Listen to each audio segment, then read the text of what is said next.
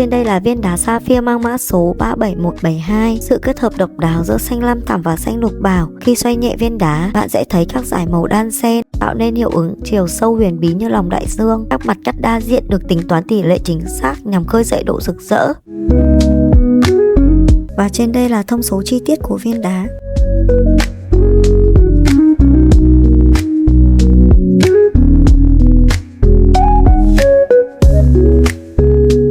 Trên đây là một số sản phẩm tiêu biểu, các bạn có thể tham khảo.